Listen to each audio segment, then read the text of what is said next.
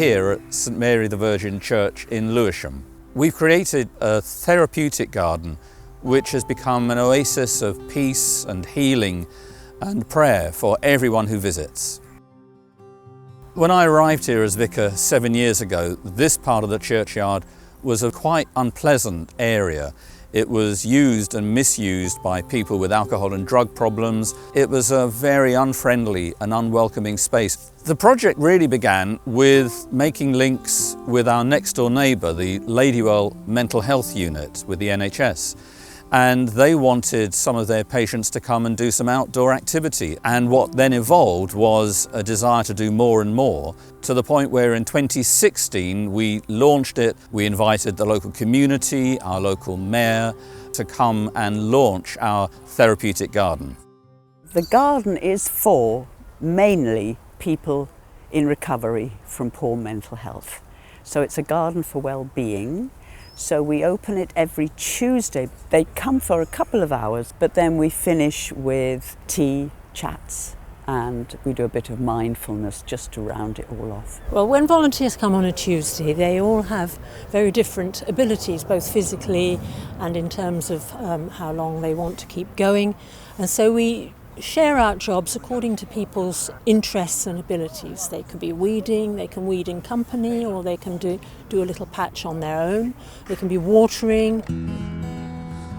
I've been coming about 2 years every Tuesday. After being mentally ill for 15 years, I feel useful and I'm not useless. I like working outdoors. I was always outdoors with my dad as a kid, and I look at what I've done and I think, yeah, that's worth it. My responsibility here within the garden is vegetables, and it was decided that we'd have the 3 different heights for persons who cannot bend over and also need to be able to reach at that sort of level, perhaps from a wheelchair. So we have potatoes, tomatoes, there's beans, cabbage for persons who... There is a lot of food here. If any of the people who volunteer wish to take any of this, they are free to do so. Any surplus food left at the end of the day, we have a link with a food bank for refugees. Nothing is wasted. I like to work with Mark.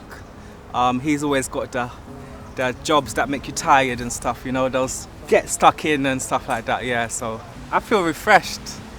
I feel happy. They say it's good for the soul. It's good for the soul, and it's just like, it just makes me feel at home.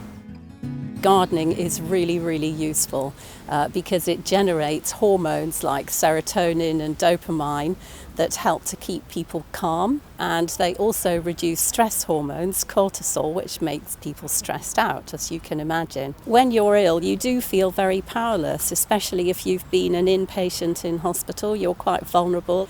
So if you can go out into a garden and make things grow, that helps you recover your sense of yourself and helps to give you faith in your ability to make things happen again. If you've had bad experiences which have been very shocking and quite life-threatening, particularly if it's involved other people, for example, being attacked, it can really help to take some gentle steps towards recovery by being in a safe environment without too much close contact with other people, but with contact with plants, vegetables in a beautiful environment.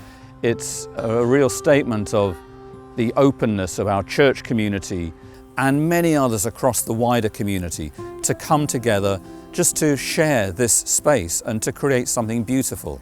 I think now people know it's here and they love coming in, to be with God, to be with their own thoughts and to find that moment of peace. For us as Christians, it says something deeper about the love and the presence of God, which we see here day by day.